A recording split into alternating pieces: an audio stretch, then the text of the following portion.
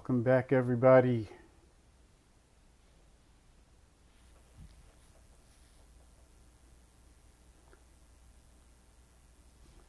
Lynn Gottlieb. She was one of the first 10 women rabbis ordained back in the 70s. She became a prominent voice for justice within the Jewish community and beyond. She studied at several seminaries before her ordination through the Jewish Renewal Movement. She co-founded Congregation Nahalat Shalom in Albuquerque before moving to California to found Interfaith Inventions Wilderness Peace Camp. This camp was a continuation of her work with the Muslim-Jewish Peace Walk and other interfaith peace efforts. In 2008, she co-founded the Shomer Shalom Institute for Jewish Nonviolence, and she is a committed peace activist who grounds her life in nonviolence. But her nonviolence is anything but passive. Rabbi Lynn's beliefs in interfaith and inter-nation dialogue run so deep that she led a Fellowship of Reconciliation delegation to Iran in 2008. She serves on the Advisory Board and Rabbinical Council of Jewish Voice for Peace and founded the Jewish Order Shomer Shalom. This order is a peace-walking order whose disciples, like Rabbi Lynn, are committed to living a life of nonviolence. And what a moment this is in her life. She is in demand all the time. She is in demand all the time, all over. Thank you for being with us. We are so grateful to have you. Take it away. Thank you so much. It's really wonderful to be here. If you have questions along the way, you can put them in the chat. I'll look at them when I'm done speaking, and we'll have some time for dialogue and conversation. My name's Lynn. I am the daughter of Tzivia, the daughter of Bessie, the daughter of Delia, the daughter of Jenny, the daughter of Henrietta on my mother's line.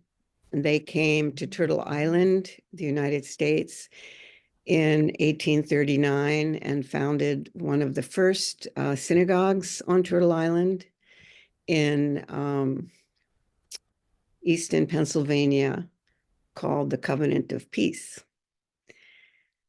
My pronouns are she, her, Elia. This is how we introduce ourselves in a lot of circles these days, especially in the circles that I inhabit. I would like to also honor the inimitable Dolores Huerta, who was, of course, a close friend of and co-organizer with Cesar, to lift up her name and her ceaseless organizing. So she's been an inspiration. I want to acknowledge the land that we are settled upon, hopefully as good guests, some of us stolen off our lands, speaking to the debt of reparations this country owes to African Americans. And I would like to quote Ohlone Elder Karina Gould from the Lijan territory here where I live. I believe that no matter where you come from, you have a responsibility to know where you stand. People need to know that there was a people who lived here before they did, before you did. They need to consider then what's their responsibility to the land, to water, and to the First Nations peoples who come from there. And land acknowledgement can't just be that articulation. All land acknowledgements require action. And so if you pay land tax to your local indigenous nation or conservatory or our indigenous-led organization that is part of land acknowledgement. And Interfaith Movement for Human Integrity, where I serve as board chair, pays Sogoriate land tax. I'd also like to honor my teachers. That's part of life for me. And I especially want to honor Rabbi Everett Gendler, Alav Shalom, Zichrono Levracha, and who was a close friend of Martin Luther King and really held the voice of the prophetic call for justice in his time by going to Selma and Birmingham and Alabama, and really taught me and others that words are not enough. So that's an important lesson.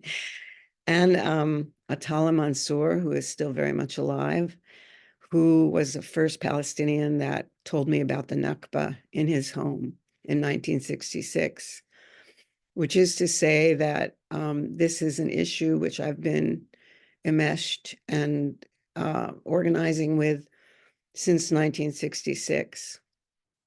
And this is the 211th day of the genocide of the people of Gaza. And so in this moment, I would like to read a poem by someone whose name has now become known, unfortunately, in his death. And the last members of his family were killed just a few days ago by Israel. This is Refat al-Arir. If I must die, you must be alive to tell my story, to sell my things, to buy a piece of cloth and some string.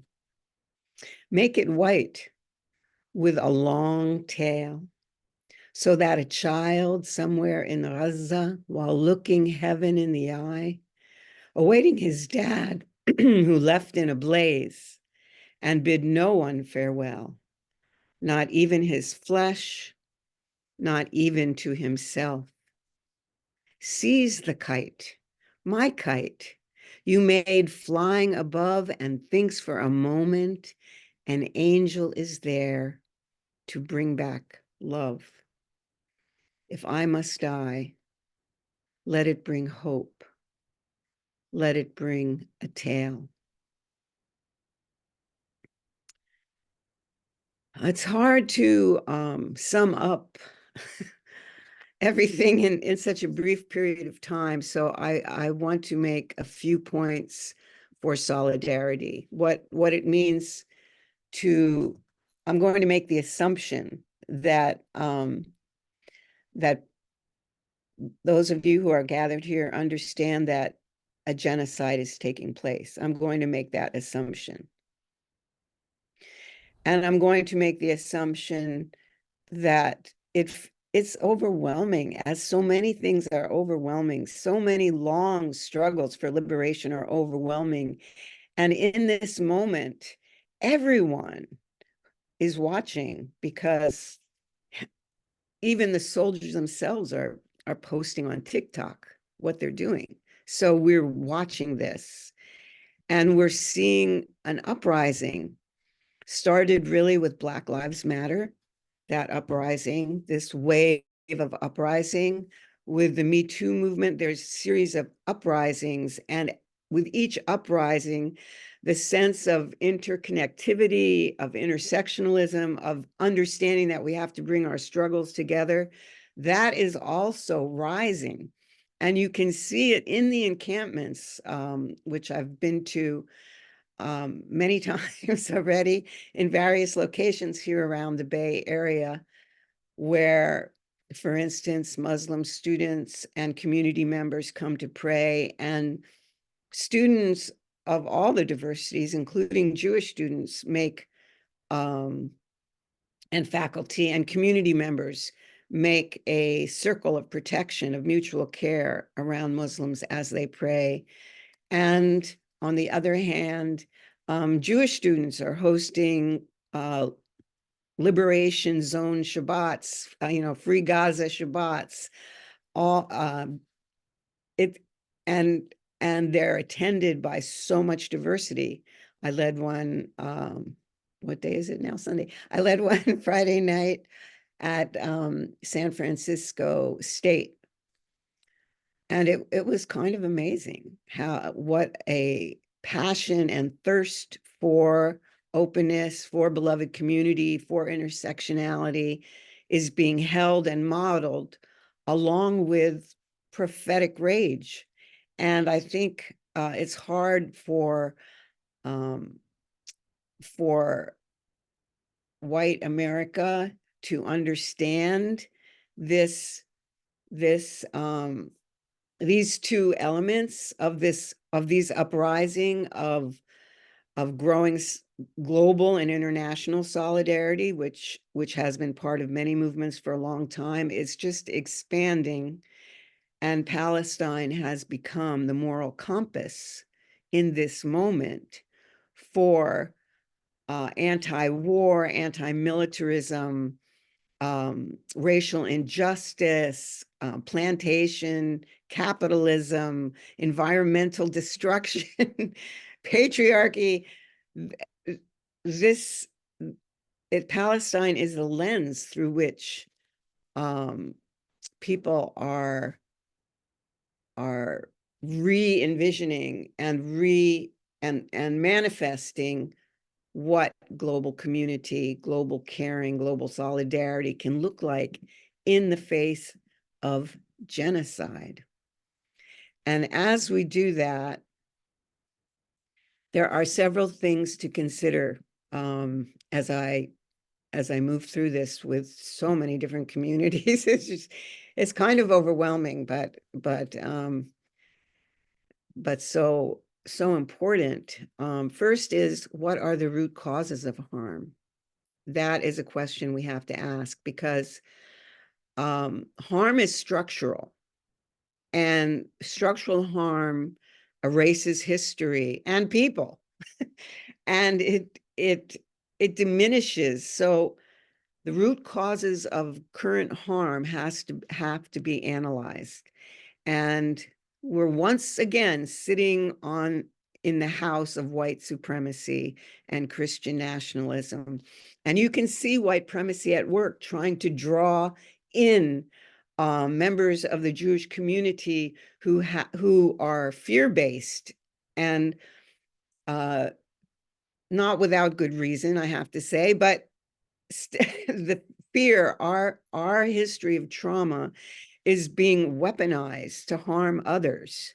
And that is Hilul Hashem. That is a violation of our core principles of humanity within Jewish life. So anti-Semitism has to be understood, how it does and does not apply in this moment, so that we can articulate that what we see on campuses is not anti-Semitism. It's the opposite of and it's not to say that inappropriate speech might not come out, but we see the violence emanating from people who are on the side of white supremacy and Zionism. That's very, very clear. The other is dealing with trauma. And I have found that in this moment, when so many people are traumatized in every direction, it's so traumatizing for so many reasons. Just to watch this and feel helpless, is that strengthening beloved community in action is critical to this work. And so myself and many other clergy organized ceasefire, the Gaza Interfaith Ceasefire Pilgrimage, and 2,000 people came out, everyone carrying an olive branch. And we walked 22 miles in stages from 7 in the morning till 7 at night to cover the distance of Gaza and to contemplate the anatomy of this genocide. So this is a time to take public action where it can be seen and felt. And that is what solidarity to Palestinians looks like, to support Palestinian voices, to help Palestinian families, to come out and pressure all our representatives, and to make a lot of noise, and to have the hard conversations with people around you. So this is, as Hillel said, standing on one foot. What it means to replant seeds is to strengthen our practices and to take the next step with the movement to stop this genocide and build beloved community that undoes the structures of racism here in the heart of the empire. Thank you.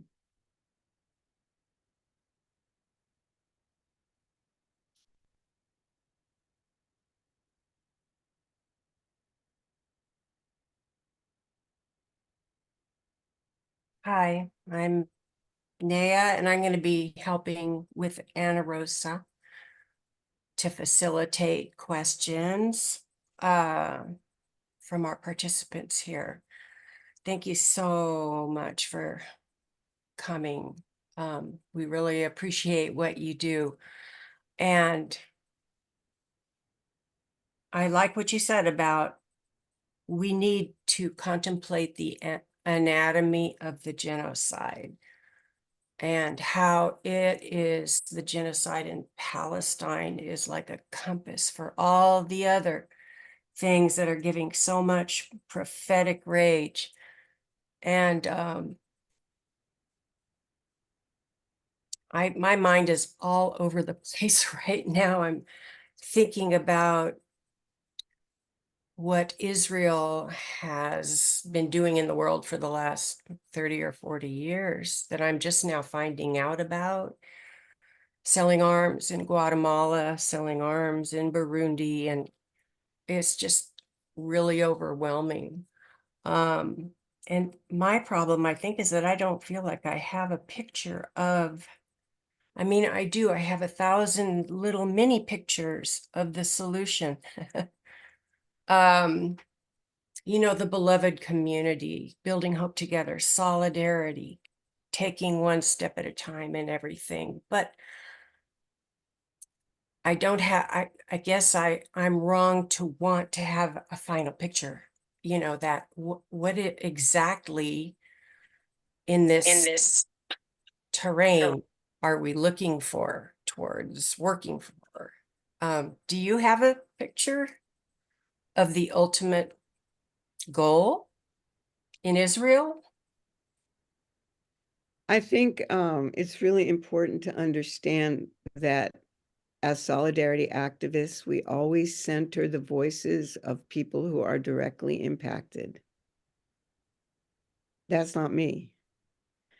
And so before I would venture, that kind of vision, except to say that what Palestinians are saying from the river to the sea, everyone should be free. Free from violence, free from apartheid, free from occupation, free from stolen land, free from mass incarceration without limit and no justice system whatsoever, free from being kidnapped off the street, free from American bombs having been dropped on them.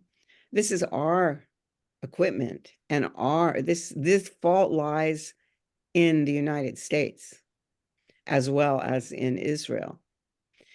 And so we have to operationalize intervention because it is not happening yet. And so we have to continue being focused not on the end game, because that's not in our hands, but it will never happen during the absolute oppression and genocide of Palestinians. So let's not think about the end, because the end has happened. The genocide has happened. It's happening. It's ongoing. People are facing starvation. So the end, a good end will arise when equal partners come to the table and Palestinian voices are represented there in full.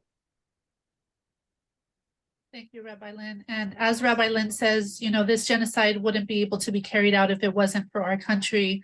And so from my understanding, it's up to all of us to interrogate the roles of the institutions that we're a part of, right? Because these students, they're not just randomly doing protests at universities. It's because of the fact that these military companies and instruments are giving millions of dollars. If you just look at the UC system itself, Northrop Grumman, Lockheed Martin, Raytheon, they're all heavily investing into our educational system, which it should be an educational system, right? It shouldn't be a military system or an extension of the military. And Raytheon actually has a lab at UC Santa Barbara.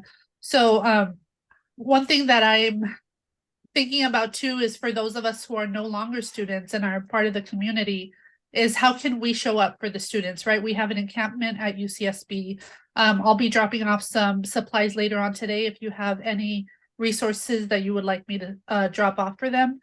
And so, you know, there was actually at UCSB an attempt to do a encampment the Thursday before it actually happened. And the reason why they decided for it to just be one day is because that group of students felt like they didn't have the level of support needed from the community to be able to sustain a long-term encampment if, you know, if the police did descend upon them.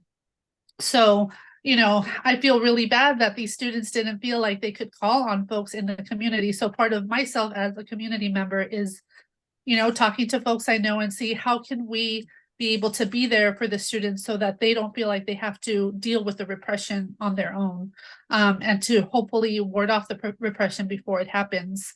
You know, just in 1994, actually, as of today, there was a hunger strike at UCSB's campus with Chicano students. And so, you know, just every time that you think about protests and students, usually students are on the right side of history. So it's up to us to help galvanize that. Do you have any thoughts, Rabbi Lynn, on how we as a community can show up for students since you've been showing up to encampments yourself? I mean, they have lists of things, you know, there's lots of signal threads. I don't know how many signal threads I'm on right now, but a lot. And every campus has its needs articulated. So you can, if you have direct contacts, if you're a person who has contacts with students, then you can ask them to share their list of needs and they will. So for instance, we got messages at almost all the encampments that they don't need any food, but then it rained. And so, you know, and so a lot of people were called out to go to USF and help reset up the tents because that was really hard. But at San Francisco State, they survived the rain pretty well because they're on more of a flat surface. So there's lots of information out there how to help students. You can contribute on their Venmo threads and all of that. But I think, which is great. And we can, of course, get drawn in And so organize what would be important for communities wherever you are, like we're doing here in the East Bay area, is we now have a community of multi-faith clergy and community leaders, members of their communities, so that we're on a signal thread. And so we can, that's our rapid response. We can rapid response, and we're being called on to do a lot of things. And there's quite a number of us. And so we've started strategizing for the short term and the long term. It's always comes back down to organizing. And students have a very specific way of organizing these days. Signal thread. So that's where we're going. And in the meantime, using our voice is going to be important. And I feel like clergy are going to have to step it up. We're going to have to step it up. UCLA, right? And like the brutal repression at UCLA, what would it have been like if there was a circle of rabbis or interfaith clergy surrounding those students when the police came? Like, would that have gone down the same way? Is my question, right? So like with the students at UCSB, yeah, they don't need snacks anymore because they have plenty of those, but they do need hot food. So like if you can whip up an extra batch of like, I don't know, we're gonna take spaghetti, you know, like just it doesn't have to be elaborate, but something where they can have hot food. But yeah, I'm just thinking about like those of us who are faithful people and are trying to show the world how religion doesn't have to be an instrument of hate, and how you know, our love for God, and you know, whether you call God Allah or whoever you call God, that they're about justice and love. And so how can we lead by example? I want to appreciate Rabbi Lynn's schedule. She has another event right on the heels of this one, and so I want to honor that. I just found out this past week, Rabbi Alyssa Wise, whom you would be familiar with, Rabbis for Ceasefire, was arrested in Israel.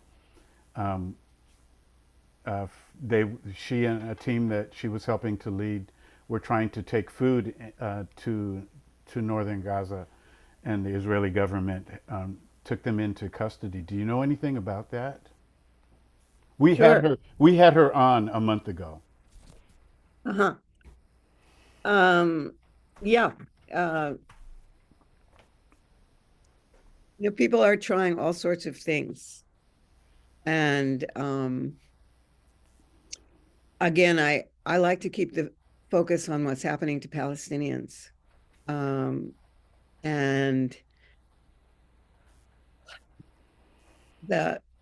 to keep lifting up their voices and their communities, to make them the center of our focus and our concern and our outreach.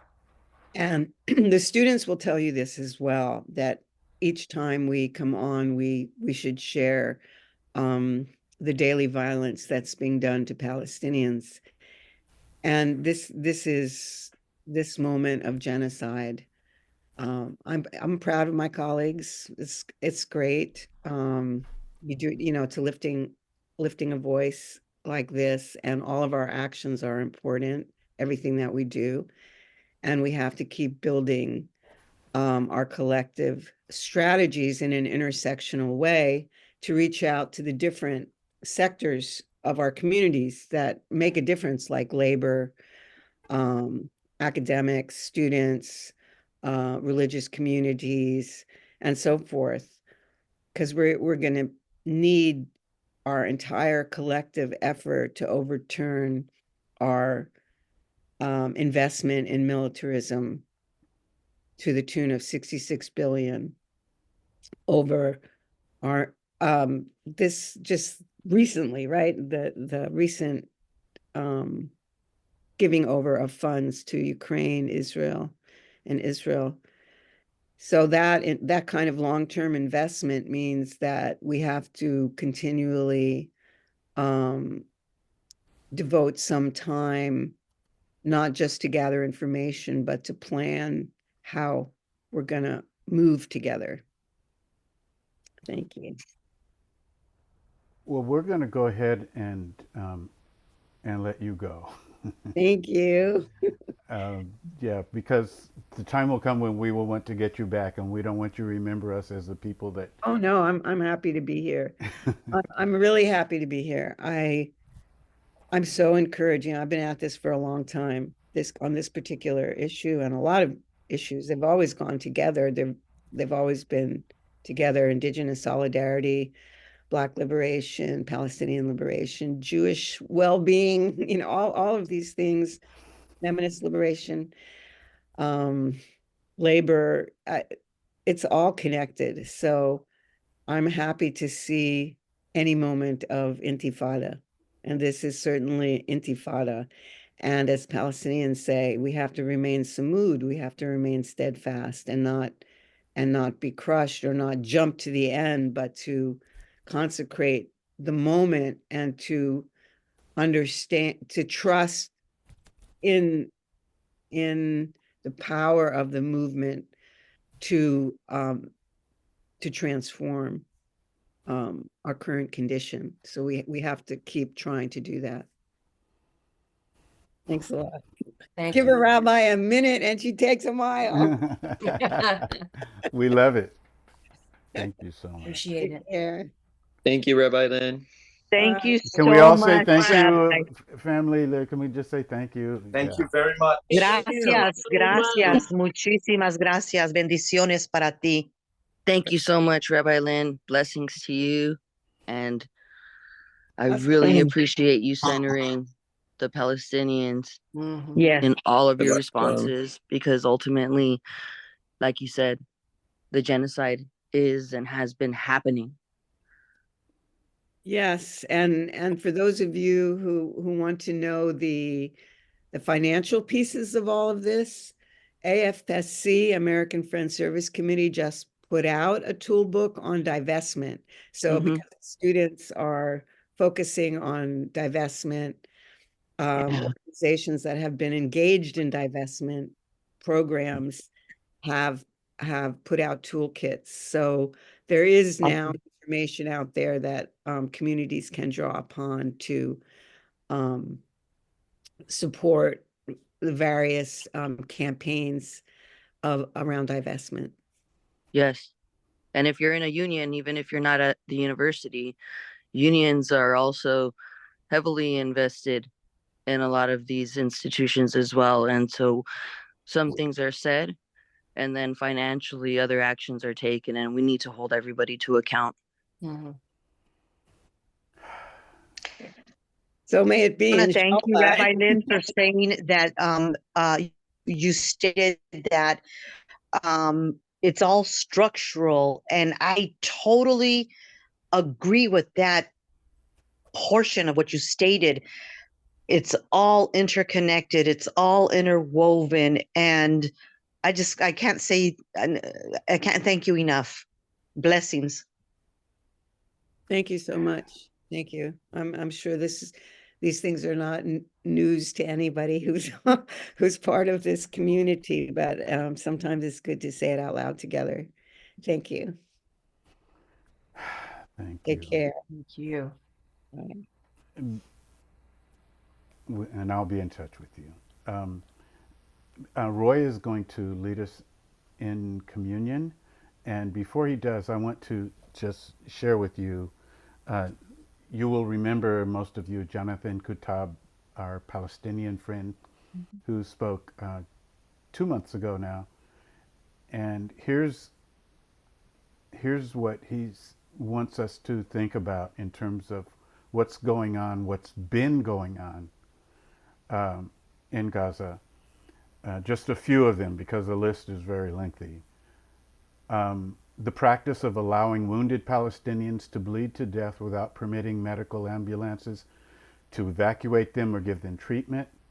the practice of verifying the kill by repeatedly shooting a helpless wounded Palestinian, the wanton destruction of empty buildings in Gaza just before Israeli evacuations, serving no military purpose whatsoever, then gloating about it on TikTok, lengthy delays and humiliations at checkpoints, wanton destruction of property during routine searches of Palestinian homes late at night to show presence and intimidate populations clearly posing no danger or threat, taking away hot water, newspapers, radio and television, kitchen privileges, and normal exercise conditions from Palestinian prisoners since October 7th, insisting on terrifying nighttime raids to arrest Palestinian children who could easily have been summoned to appear in daylight at the designated police or army centers for arrest or interrogation, targeting bakeries, food trucks,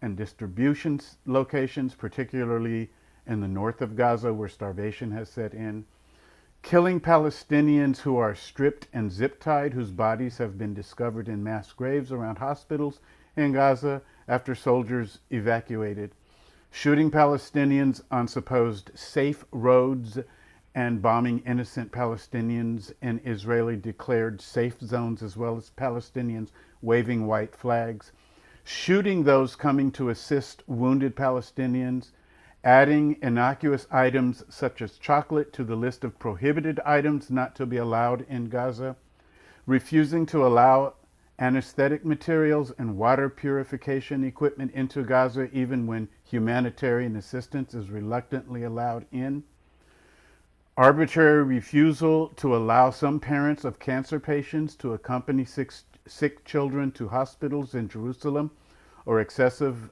and unnecessary delays in granting permits. That's just about 2/3 of the list that I have.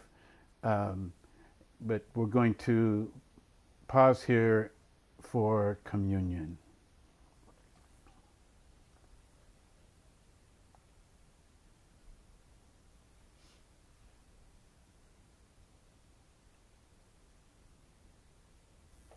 Wow. That's a hard transition, David. I guess. Yeah. A few weeks ago, I led communion after we had had a rabbi speak, and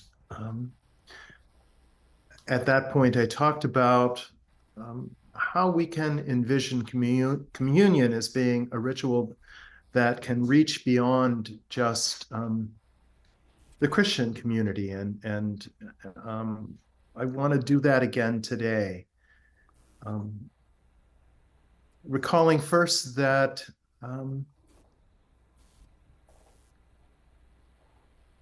communion is a symbolic act. And like most symbols, we can imagine it in very different ways. And indeed, even in the Christian community, we do that. Some of us believe things like transubstantiation, where the bread and the wine are somehow transformed into the very blood and body of Jesus, or consubstantiation, that somehow it still remains bread and wine, but alongside it, we experience the actual blood and body of Christ. To those in the Free Church tradition who see still as bread and wine, but read that symbolism in a variety of different ways. So I'm going to invite us to take bread and cup today and take it in a way that is meaningful to you. But as you take it, most important of all is to remember who we are called to be. That as we take bread and cup, as we engage ourselves in this communal symbolism, that we are reminded that we are called to be the very children of God, that we are called to work together to repair the world. And so we remember that on the night when Jesus was betrayed, he took the bread and he broke it And he said, this bread, broken, is a reminder of the gift that I give, and a reminder of the gift that you are to be in this world, bringing about healing and justice and repair. Take the bread and eat, remembering who you are called to be.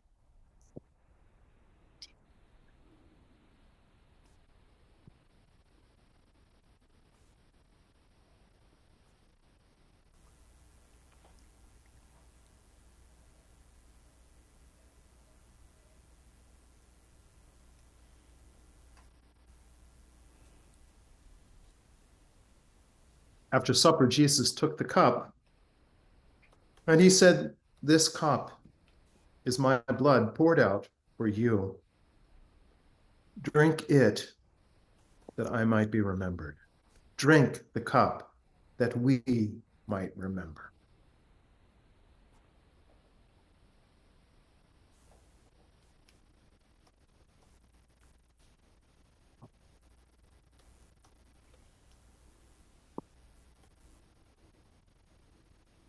Let's pray.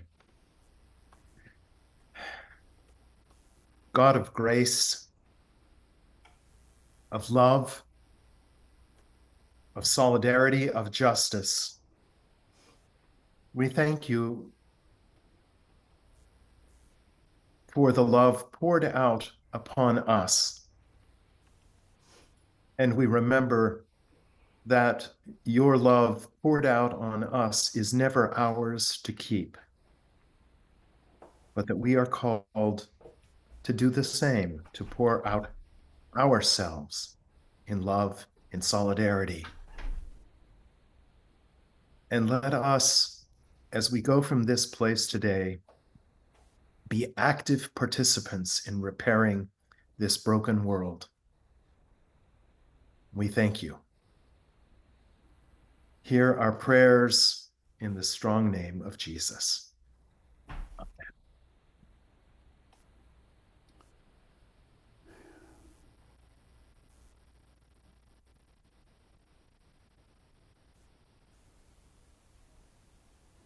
Thank you, Roy.